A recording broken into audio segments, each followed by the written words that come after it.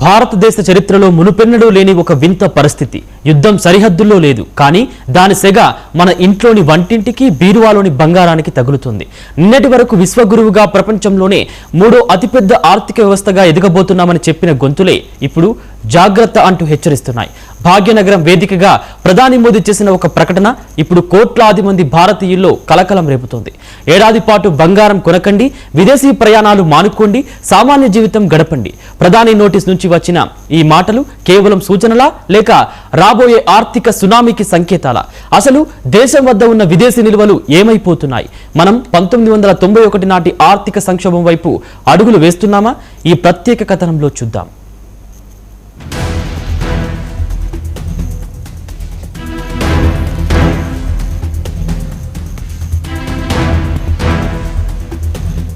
నిశ్శబ్దాన్ని చీల్చుకుంటూ వచ్చిన ఒక గర్జన. భాగ్యనగర పర్యటనలో ప్రధాని మోదీ చేసిన వ్యాఖ్యలు ఇప్పుడు దేశ ఆర్థిక మూలాలను కుదిపేస్తున్నాయి. నిన్నటి వరకు అన్ని సమృద్ధిగా ఉన్నాయి అన్న ప్రకటనలు నేడు పొదుపు చేయండి అన్న విన్నపాలుగా మారాయి. ఎన్నికల వేడి తగ్గకముందే, కొత్త ప్రభుత్వాలు కొలువు తీరకముందే ప్రధాని ఎందుకు ఇంతటి కఠిన నిర్ణయానికి పిలుపునిచ్చారు? మొన్న గౌరవ ప్రధానమంత్రి శ్రీ నరేంద్ర మోదీ గారు హైదరాబాద్లో బహిరంగ సభలో చెప్పారు, ఎందుకంటే ఒక సంవత్సరం వరకు ప్రజలు గోల్డ్ కొనుగోలు చేయకుండా తగిన జాగ్రత్తలు తీసుకోమని, అత్యవసరం అయితే తప్ప మిగతా కొనొద్దని చెప్పాడు. దానికి రీజన్ ఏంటంటే విదేశీ నిల్వలు మనకు తగ్గిపోతున్నాయి కాబట్టి ఆ నిల్వలు మనం పెంచుకోవాలంటే మనం బంగారం ఇంపోర్టెడ్ చేసుకుంటాం కాబట్టి ఈ నిల్వలు అనేది తగ్గిపోతున్నాయి. బంగారం ఎక్కువగా ఉంటే ఏంటంటే మనం పర్చేజ్ చేయవలసి వస్తుంది. పర్చేజ్ చేస్తే మన విదేశీ మారక ద్రవ్యం అనేది తగ్గిపోతుంది. కాబట్టి మనం తక్కువ పర్చేజ్ చేస్తే అక్కడ పర్చేజ్ తక్కువ ఉండి మనకు మా విదేశీ మారక ద్రవ్యం అనేది మనకు మిగులుబాటు అవుతుంది. దానివల్ల ఆయన అట్లా చెప్పింది. ఇప్పుడు కాదు, ఇంతకుముందు ఇందిరాగాంధీ కూడా చెప్పింది.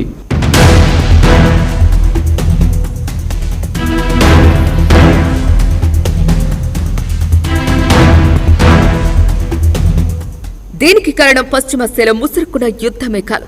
ఇరాన్పై అమెరికా, ఇజ్రాయెల్ కత్తులు నూరుతోంటే దాని ప్రభావం మన ఫారెక్స్ రిజర్వులపై పడుతోంది. కేవలం 2 నెలల వ్యవధిలోనే దాదాపు $38 బిలియన్ నిల్వలు ఆవిరైపోయాయి. ప్రస్తుతం మన వద్ద ఉన్న నిల్వలు కేవలం 9 నుంచి 11 నెలల దిగుమతులకు మాత్రమే సరిపోతాయి. ఇది కనుక ఇంకా తగ్గితే రూపాయి విలువ పాతాళానికి పడిపోతుంది. విదేశీ పెట్టుబడిదారులు దేశం విడిచి వెళ్లిపోతారు. 1991లో మన బంగారాన్ని లండన్లో తాకట్టు పెట్టినా చీకటి రోజులు మళ్లీ దాపురిస్తాయా అన్న భయం ఆర్థిక నిపుణుల్లో మొదలైంది. గ్యాస్ అవసరం గురించి మోడీ గారు చెప్పిన విషయంలో గ్యాస్ అవసరం లేదన్నది విషయం అది తప్పు. కంపల్సరీ గ్యాస్ లేనిది ఎవరు కూడా, ఏ వ్యక్తి కూడా, ఏ మహిళలు కూడా ఎంత విధిగా ఇది చేస్తారో ఆ మహిళల గురించి మీరు అందుబాటులో ఉండి గ్యాస్ తెప్పియాలని మీరు పోరాడాలి. కానీ గ్యాస్ అవసరం లేదు, బంగారం కొనద్దు, మళ్ళీ వాడద్దు, ఎక్కువ గ్యాస్ వాడద్దు అని మీరు చెప్పడం అది ఒకటి తప్పు. ఏ విధంగానైనా గ్యాస్ వచ్చేటట్టు ఇది చేయాలి, గ్యాస్ బంద్ చేయొద్దని మనస్ఫూర్తిగా కోరుతున్నాను.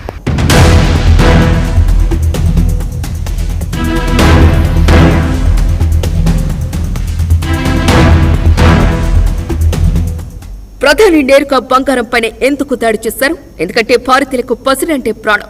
ఏటా మనం 700 నుంచి 900 టన్నుల బంగారం కొంటాం. అంటే సుమారు 13 లక్షల కోట్ల రూపాయల విదేశీ మారక ద్రవ్యం కేవలం మెరుపు కోసం విదేశాలకు వెళ్తుంది. ఇందులో 90% దిగుమతి చేసుకుంటున్నది. మోదీ లెక్క సింపుల్. ఏడాది పాటు బంగారం కొనటం ఆపేస్తే దేశ ఖజానాలో $45 బిలియన్ అంటే దాదాపు 4.3 లక్షల కోట్ల రూపాయలు మిగులుతాయి.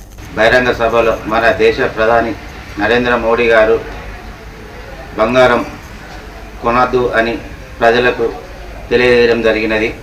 మేము స్వర్ణకారులం, కుల వృత్తి నమ్ముకొని బతుకుతున్నాం. మా ఉపాధి హామీ కూలిపోతున్నది. మరి మాకు ఏమన్నా ఉపాధి కల్పించిన తర్వాత మీరు ఇలాంటి మాటలు మాట్లాడాలి. వేల కుటుంబాలు, లక్షల కుటుంబాలు మా స్వర్ణకార వృత్తి నమ్ముకొని ఉన్నాం. కాబట్టి మీరు కేంద్ర ప్రభుత్వం అయినా కానీ, రాష్ట్ర ప్రభుత్వం కానీ మాకు కార్పొరేషన్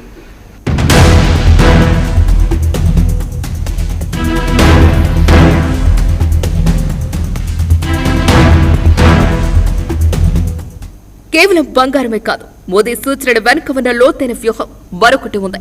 విదేశీ పర్యటనలు వద్దు, వీలైతే వర్క్ ఫ్రం హోం పాటించండి, ఆన్లైన్ క్లాసులకు మొగ్గు చూపండి. ఇదంతా వింటుంటే కరోనా లాక్డౌన్ రోజులు గుర్తుకు రావటం లేదు. అప్పట్లో ప్రాణాలు కాపాడుకోవటానికి ఇంటికే పరిమితమయ్యా. ఇప్పుడు దేశ ఆర్థిక ప్రాణవాయువు అయినా డాలర్ నిల్వను కాపాడుకోవటానికి సెల్ఫ్ లాక్డౌన్ పాటించమని ప్రధాని కోరుతున్నారు. దేశ ప్రధానమంత్రి శ్రీ నరేంద్ర మోడీ గారు తెలంగాణ పర్యటనలో భాగంగా ఒక విషయాన్ని మన దేశ ప్రజలకు సూచించారు. అది ఏమిటంటే పెట్రోలు, డీజిలు, వంట గ్యాసు మరియు బంగారాన్ని 1 సంవత్సరం పాటు కొనుగోలు మరియు వాడకాన్ని తగ్గించాలని తెలియజేస్తున్నారు. సాధారణ ప్రజలైన మేము ఎలాగో పరిమితంగానే వాడుకుంటాము. దేశ ప్రజలందరూ ఈ విషయాన్ని దృష్టిలో ఉంచుకొని పరిమితంగా వాడుకుంటే ప్రస్తుతం మనం ఉన్న పరిస్థితులను మనము అధిగమించవచ్చని నా ఆలోచన.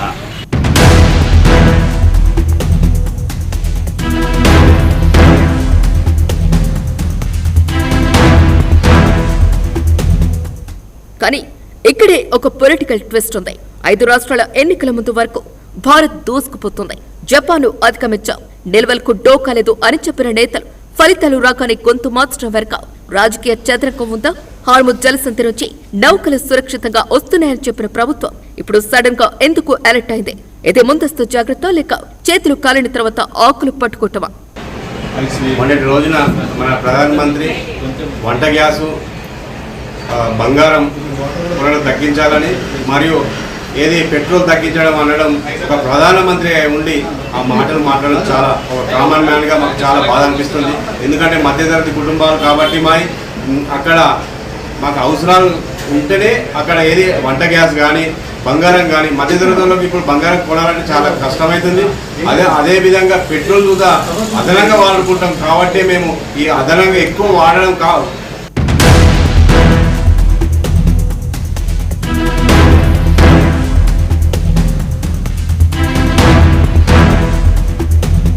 ప్రధాని పిలుపుకు ప్రజలు స్పందిస్తారో? ఏడాది పాటు పసిడి వ్యామోహాన్ని పక్కన పెట్టి దేశం కోసం త్యాగం చేస్తారో? ప్రభుత్వం చెబుతున్నట్టు ఇది కేవలం 4.3 లక్షల కోట్ల ఆదా వ్యవహారమేనా, లేక దీని వెనుక ఇంకేదైనా అంతర్జాతీయ ఒత్తిడి ఉందా? ఏదేమైనా భారతీయుల జీవన శైలి మారిపోతుంది.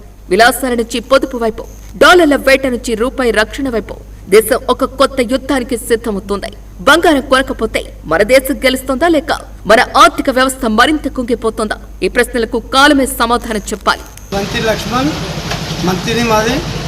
మరి గౌరవనీయులు పెద్దలు ప్రధానమంత్రి నరేంద్ర మోడీ గారు హైదరాబాద్కు వచ్చిన సందర్భంగా ప్రజలను ఉద్దేశించి, జాతిని ఉద్దేశించి మరి ప్రజలెవరూ 1 సంవత్సరం దాకా బంగారం కొనద్దు, గ్యాసు వేస్ట్ చేయొద్దు, పెట్రోల్ వాడకం తగ్గియాలి, మరియు ఇంకా ఇతరత్ర విషయాలు చెప్పడం జరిగింది. మరి అది కరెక్టే. కానీ అయ్యా మోదీ గారు సామాన్య ప్రజలు అనేక మంది హోటళ్ళు పెట్టుకొని భార్య పిల్లలు పట్టుకొని జీవనోపాధి చేసుకుంటూ మరి హోటళ్ళు నడిపించుకుంటున్నారు.